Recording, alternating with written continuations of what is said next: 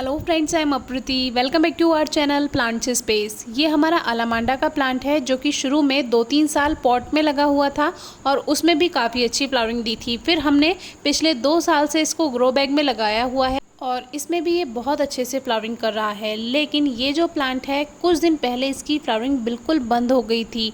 हमने आपसे एक वीडियो शेयर की थी जब इसका फ्लावरिंग सीज़न शुरू हुआ था, तब प्लांट पे बहुत अच्छी कलियां आई थी, बहुत सारे फूल खिले थे।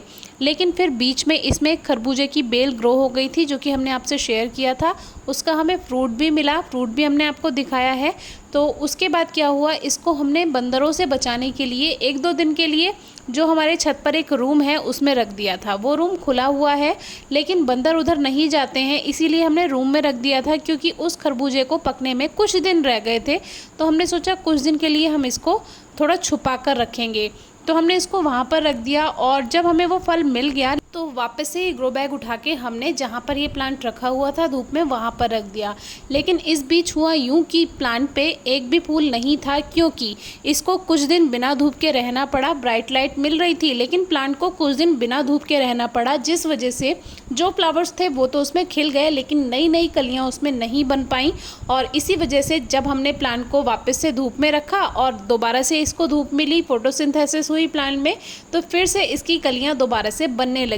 तो बहुत से लोग क्या करते हैं, प्लांट्स को इतनी धूप नहीं दे पाते हैं। मान लीजिए उनके बैल्कनी है या उनके इस तरह का गार्डन है जहाँ पे धूप नहीं आ पाती है प्रॉपर, तो वहाँ पे प्लांट फ्लावरिंग नहीं करेंगे। क्योंकि एक जो जैसे कि प्लांट्स होते हैं, आप जब भी नर्सरी से प्लांट्स लेकर आते हैं तो ये ज़रूर देखिए कि आपके यहाँ पर धूप कितनी आती है।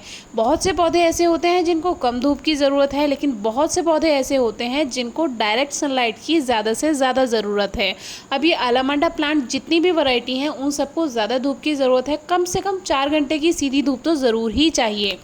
और बंदर भी इस प्लांट को काफ़ी नुकसान पहुंचाते हैं, क्योंकि कलियां मोटी मोटी होती हैं, उनको लगता है कि इसमें खाने के लिए कुछ है, तो थोड़ा बचाकर भी इस प्लांट को रखना पड़ता है। अब देखिए इसमें अपराजिता की कुछ बेल अपने आप ग्रो हो गई हैं जो कि सीड्स गिर जाते हैं, क्योंकि पहले भी इसमें एक अपराजिता की बेल थी और उसमें काफ़ी सारे सीड्स बने थे, तो वही अपने आप से ग्रो हो जाते हैं और अब इसमें भी फलियाँ बनने लगी हैं। तो ये ग्रो बैग है और काफ़ी बड़ा है, तो इसमें हम प्लांट शेयर कर सकते हैं। लेकिन उसमें भी हमें ये देखना होगा कि प्लांट कौन सा है। मान लीजिए बहुत से लोगों के पास बहुत सारे सीड्स होते हैं, तो वो सीज़न में फ्लावरिंग ले सकते हैं, फिर उस प्लांट को हटा सकते हैं। जैसे ये अपराजिता है, जब इसको फरवरी में ठीक करने का टाइम आएगा फिर आप इसको यहाँ से निकाल भी सकते हैं। अब अलामांडा का जो स्टेम है वो देखिए काफ़ी हेल्दी हो चुका है और ये प्लांट काफ़ी टाइम से हमारे पास है। अलामांडा के जो प्लांट्स होते हैं कटिंग से भी ग्रो हो जाते हैं, लेकिन कुछ वैरायटी ऐसी होती हैं जो कटिंग से भी ग्रो नहीं हो पाती हैं। अब इसमें एक स्पाइडर प्लांट भी रखा हुआ है। इस पॉट ने नीचे से ड्रेनेज होल में से अपनी रूट्स इसी पॉट में फैला दी हैं, तो ये काफ़ी अच्छी ग्रोथ कर रहा है। तो इस तरह से शेयरिंग भी चल सकती है, लेकिन हर प्लांट में ये नहीं होता। जैसे गुलाब के पौधे के साथ आप बिल्कुल भी शेयरिंग ना करें। अब देखिए कुछ दिन पहले जेड प्लांट की कटिंग्स ग्रो करी थी, इसमें काफ़ी अच्छी ग्रोथ है, पत्तियां बिल्कुल नहीं झड़ी हैं, तो इसके बारे में एक अलग से वीडियो शेयर करेंगे। तो आपके प्लांट्स को कैसी धूप मिल रही है ये ज़रूर चेक कीजिए, और फिर भी कुछ समझ नहीं आ रहा तो आप उसका प्लांट का फ़ोटो हमसे शेयर कर सकते हैं और अपनी सारी बातें बताइए, जैसे कि धूप आप कितनी दे रहे हैं पौधे को, खाद कितने दिन में दे रहे हैं, पानी कैसा है और ड्रेनेज सिस्टम पॉट का कैसा है। ये सभी बातें किसी भी फ्लावरिंग प्लांट के लिए ज़रूरी है। अब देखिए नई नई शूट्स भी बन रही हैं और उन सभी में नई नई कलियां भी बन रही हैं। ऐसा नहीं है कि शूट्स आ गई हैं और उसमें कलियां नहीं हैं। इस अलामांडा की जितनी भी टहनियां बनेंगी उस सभी में कलियां बनेंगी और पूरे सीजन ये लगातार फ्लावर्स देता रहेगा। तो अगर आपके पास भी है और उसमें फ्लावरिंग नहीं है या कम है तो ये ज़रूर चेक कीजिए धूप कैसी मिल रही है।